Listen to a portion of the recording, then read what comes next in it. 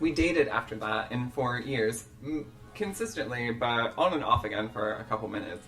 But this man was like, he was Mexican and Italian, and I told a story about his family before, when I met his grandmother, who was Sicilian, straight from Sicily, and she met me, and she loved me, and the reason she loved me was because of how light my skin was. Oh, right. Mm-hmm. And I was like, what the fuck? Like, okay, weird, right? But I lived in an area of Southern California that was like predominantly like Italian families, Mexican families. There was a large like Slavic population as well. But people had been there for generations. But let's call him, what should we call him? Let's call him Bojangles. So So is Bo his first name? His name was Bojangles. So Bo had told me stories before about how his family was like, oh, you have to break up with this girl because she's too dark. Things like that. And they would be like Mexican girls or something. Do you know what I mean? Like, were they afraid that the babies would come out too brown? Girl, I have no idea. I don't know. But it was really odd to me. And like, I had been, one other time, I dated somebody he was a black man from the South, and this is a few years prior, but he also told me that he couldn't tell his family that he was dating a white girl, or they wouldn't talk to him again. And I was like, what the fuck? Like, why does everyone hate me, or they really like me? Like, I don't know what's happening anymore. And why does any of it have anything to do with my skin? Right, exactly, but a lot of it did. Beautiful, clear, perfect skin. Thank you. Right? It's translucent at its darkest. But so Bo lived in a house because his dad's parents passed away and left him a house, whatever. But he was like unemployed. He wasn't even going to school at the time. He just like fed me a bunch of lies because like why not? You know what I mean? Like, let's put your best foot forward. But he was a little off kilter. So he was again a former Marine, but he would like he always slept with a gun under his pillow or like right next to him in bed. All the time. That would be terrifying. You'd be afraid to get shot in the night when you heard a noise. And again, I'm like, okay, like totally fine. He was also just chaotic. It was very hot and cold. But like one time he decided that we should just break up, and I was at work, and he called me repeatedly at work and texted me. And finally when I was off, I went home, and he had like pulled all my suitcases and bags out and like had packed all my stuff. And I was like, where the fuck am I supposed to go?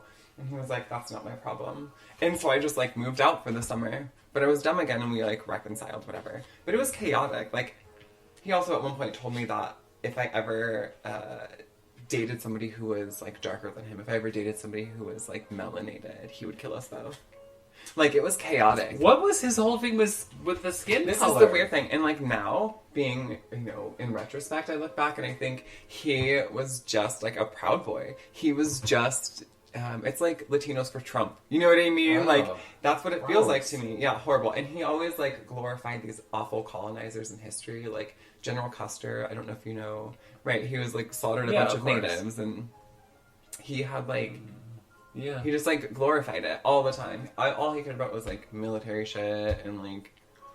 I don't know. It was just so weird to me. So weird. But his family was very, very bougie. Hoity-toity, you know? His dad was, like, the economist for the port of Los Angeles. Okay. So, like, in his pension, he made, like, $400,000 a year. And his mom was a stay-at-home mom who just literally got her face redone every year. And it was just, like, more and more plastic. But all they cared about was image. Mm-hmm. That's crazy. Yeah, it was insane. So, like, again, choices, but... I don't have any good that reasoning. Lovely one just the one time and wanted to punch him in the throat. Yeah, I know. It's like, who did it? You're an arrogant fuck. Right? Yeah, I was confused about what you saw in that one. However, to be fair, I was confused about what you saw in any of them up until the one you have now. Okay, thanks. Well, I'm just saying. I know. My track record is no better. My track record is terrible. True. Because it took me until I was 40 to meet a good one. Yeah. That it was like smart and good and whatever and equal to... Let me tell you, I do love that all the prominent exes that you've had in your life all have nicknames in our household and our family. And so I know who we're talking about. Right. Just by if you say Eeyore or the Village Idiot or the Lump. And I'm like, oh, I know who all these people are. Village Idiot. Mm-hmm. That's a special one. Fucking hated him, honestly. And how old was I? 11? Well, you really hated Eeyore. Bitch. But the Village Idiot. Honey. The Village Idiot was so funny. When I Get me heated talking about that lazy-eyed psycho, I swear to God. When I met my lovely husband, I, of course, being the storyteller that I am, had told him all kinds of stories about the Village Idiot.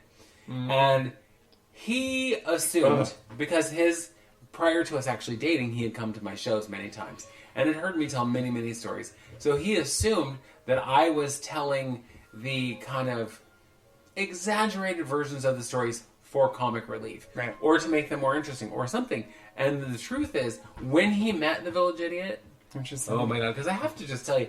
So what happened was... What happened was we were planning on getting married. And I said, the Village Idiot says that he filed for divorce, but I never got a paper. Girl. And it is possible, because they're not real good about that kind of stuff, and unless they send them to you, the person who files for divorce, who knows? So I called, because we got married in Reno, like most trashy people. Got married in Reno. I love that. And so when I had asked him, I said, so you said you filed for a divorce, and he goes, well, no, I called Nevada. Bitch. The whole You state. just shouted out the window, Nevada! Box of rocks, smarter than this Oh, motherfucker. God. I swear to God. Called Nevada, and they said that we were never married, and I go, what? I know I was there. that I would love it if that were true. And I was sober mostly. I know, yeah. And I would love to say that I was drinking when I married that one. Anyway, so I called the county clerk in Reno, and they're like, yeah, it was on this date, this time, blah, blah, blah. Here's the number, all the things. And I'm like, fuck, now I gotta file for divorce. So I then, of course, had to track him down, get him to sign divorce papers. So when T met him, he says to me afterwards, he goes, I assumed all along you were exaggerating with how stupid this guy was. He goes, I don't even think you did justice for how stupid he was. He is painfully stupid, yes. I mean, what's really funny, and I have to share this with you, because when I went to find him, I ended up going to the home of his in-laws. Knock on the door, and this big dude in overalls, who seemed even more stupid than the Village Idiot, is like, what do you want? And I said, well, I'm looking for the Village Idiot. And he goes, well, he don't live here. And I was like, okay. And he hollers back, hey, mama. Now, he did not have a southern accent, but in my story, it feels like he should. All country people do. Hey, mama, there's some lady here to see him. And she was all, oh, God. Well, and then he's all, what do you want? And I go, to give him divorce papers. He's like, well, who are you? And I said, I'm his wife. Obviously. And he's like, well, he's married to my sister. And I'm all, the fuck he is. It's bigamy, we're bitch. we're still legally married. And then, of course, that was too much information for Junior to handle. So he gets Mama out to the door, and Mama talks to me, and she goes, I'll call him and get him over here. And I was like, oh, great. So literally can't wait. So he shows up, and I'm like, motherfucker. All you have to do is sign these papers. I'll never have to see you again. Yeah. He actually says to me, I need to have a lawyer look at these. I'm like, why? Yeah. You have nothing. I have nothing. No one's trying to take anything. I just want you to not be married to you. Yeah. And so we had to set another time to meet with him. Jesus Christ. So that was when T met him. Because I was all, no, you coming with me. And he was like, yeah, this guy is seriously stupid. So fast forward, when I came back for, I think it was to drop papers off or something, and I got there just as the in-laws were leaving. And the father-in-law says to me as we're leaving, he goes, well, I never liked that son of a bitch. And I was like, well, that seems like a wise choice. Yeah. And he's like, on the day that they got married, I went blind. And I said, does that seem like a coincidence to you? I was like, that's the world telling you to stop this nonsense. Don't let your daughter marry that piece of garbage. You got smited by God, y'all. Yeah. God was all, listen, I tried to tell you. Right. You got smitten with God, honey. Oh, I know. He was a special kind That of fool, stupid. let me tell you, I knew him, I was very young. Yeah. Because I don't know how old I was. But young. He, was one of my least favorites. And because he treated me like I was a child and not like the favorite child, which, girl, ooh, I could have thrown a Molotov cocktail into his fucking house, let me tell you what. And the fact that he chose to like my sister over me, I was like, we're done. You have offended my family for the last time. You'll be hearing from my you sleep people. with the fishes. I'm gonna send you a fucking horse head in your bed. Like, I could not stand him, and he was young and stupid. Little 11-year-old mobster boss Annika. Yeah, I was pissed. Because he like with your fedora. Bitch, I was not, because he like loved my sister and treated me again like I was a stupid kid, and you know how much I hated that. Well, when adults talk to me like I was stupid. Yeah.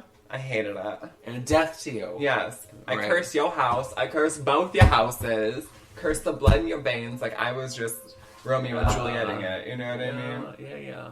I was crazy. Yeah, I do know. Anyway. I do know. Well, and the whole thing about that guy was I met him at work. I was at the bar. I was doing my show. Mm-hmm. And I don't know if it was dark or I was dumb, but he was cute. Lots of inhalants that night? Maybe, perhaps. I don't know. Was I drinking? Was I... Probably. I don't know, but he kept flirting with me. And I had just gotten out of a long relationship where I was treated very poorly. And where the person I was with never said anything nice to or about me. Mm-hmm. And all of a sudden, this guy is like opening doors for me and telling me how beautiful I am and blah, blah, blah. And I'm all, wait, what? Stop. What's happening here? Right. And so, yeah, I very stupidly chose to overlook all of the garbage about this guy because he was nice to me. I know. And I was like, so stupid. Ugh. Get it. I get it. Yeah. Totally get it. I mean, he was a total trash bag. Yeah. And it was one of those things that there were red flags immediately. Mm-hmm. In fact, there were so many red flags that looked like a freaking battlefield. Mm-hmm. And I'm all... But that's okay. I don't need to see any of those. Oh, girl, you couldn't flags. see the color red for years and years. You were blind to the color red. Apparently, I don't know what happened, but yeah, that was one of my more disastrous relationships, wasn't it? But the nice thing is, it didn't last very long because I was literally with him for a year, really, a month, and a week. And a day. How funny. See, as a child, it felt like eternity. Trust me, when I was in it, it felt like an eternity. Girl. And then one day I came home and he was gone. And I was all, what happened? Praise Jesus. What happened? Hallelujah, girl. I know.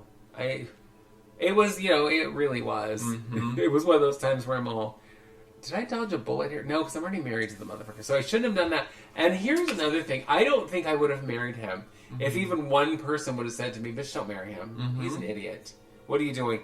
But instead, and here's where I'm even more stupid, is so again, working at the bar, there was a betting pool as to how long this relationship would last. That is so shitty. It is so shitty. And when I found this out, I'm all, so they're betting against me? I'll show them. I should have bet on it too and got in on the pool and picked a date. Yeah. Is what I should have done. Yeah. But instead I got myself all worked up and I was like, how dare my friends, blah, blah. Well, most of those people weren't my friends. Yeah. They were coworkers. There's a huge difference. But clearly, girl, you had a pattern, honey. Oh. Cyclical, honey. God, did I have a pattern. Like the seasons, bitch. You were just dating the wrong man and being like, but we're in love. Like, are you? But he loves me. Oh my God, and that's one of my favorite things to say about stupid people dating. It's like, well, he stole my car, but I love him. He stole my car and killed my mom and ruined my whole life and burned my house down. But I love him. He's just a Taurus. You don't understand. He's just tortured. I know, right? Right. He can't help that he's a Sagittarius. He stole our daughter's identity so that he could get, food stamps and blah, blah, blah. Yeah, right. It's like, what? What a monster. But I love him. He's a Nazi, but I love him. But I don't want to tell someone else's tales. I'm not going to say who, but... Someone was a Nazi? Are you talking about me? No. I'm talking about your cousin's boyfriend. Oh, okay, your good. Cousin's baby daddy. I was like, I have dated bad people, but a Nazi? I don't think you've dated any Nazis. Oh, yeah, let's talk about other people. Oh my God. But one point, that when I was dating the DJ... Mm-hmm. I was living in a roommate situation where I had 2 roommates, And both were Nazis. and both were Nazis. Oh my God. That is the absolute truth. I did not know this because I didn't